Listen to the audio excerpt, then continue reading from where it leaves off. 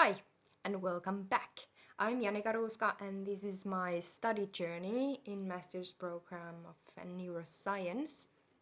And today I want to share with you one small problem what I'm having with the focusing things during the lecture. This is not completely bad because I lost my focus to really interesting things, but it's not helping with the learning the actual things we should learn. So I need to rewatch some lectures and study on my free time those things what I should be focusing during the lecture.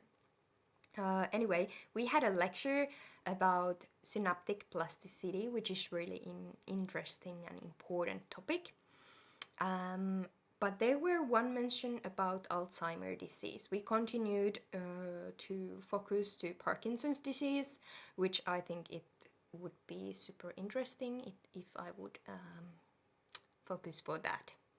And the funny thing is, because I lost my focus to Alzheimer's disease, I started to Google things related to that. So the funny part here is that beginning of my studies, or when I applied here, I was thinking that Alzheimer's disease, I will not focus for that because there are so many people studying that. But I found it interesting, so I started to Google it. And there is this one idea that these cholinergic neurons are lost, not completely, but there are less of these neurons when you have the Alzheimer's disease.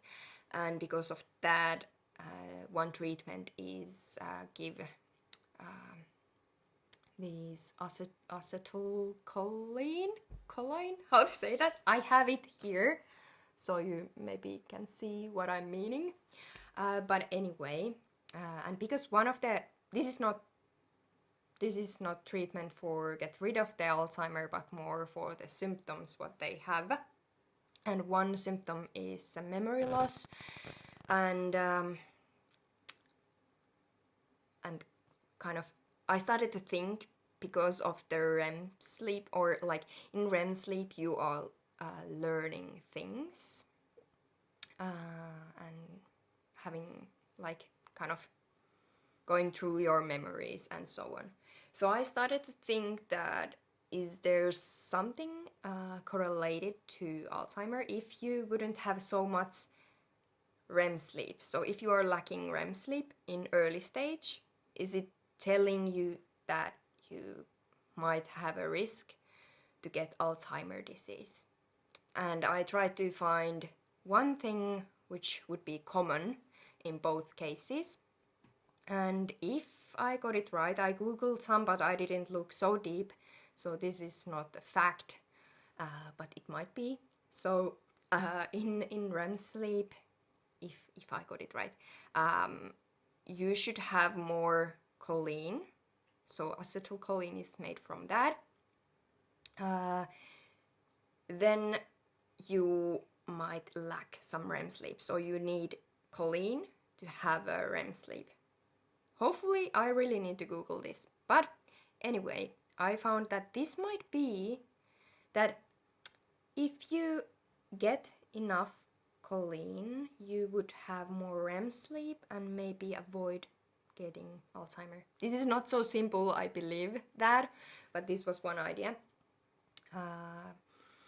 And then I started to Google which kind of supplements you could have, these neurotropics, and then I found that alpha GPC is one option, and the other kind of working option would be citicoline. And I wrote it also here so you can understand what I'm meaning. So I can't remember anymore why I ended up for that the citicoline is working probably better, but I found it might be the better option. Yeah, so these kind of things I started to think instead of focusing to the lecture. I don't find it's completely bad. It's just more work for me, but at the same time, I'm keeping my interest up when I have time to Google the things I'm super interested in. Yeah. Okay, this was for today. and I will continue sharing my struggles and goals later on. Thank you for watching, and see you on next time.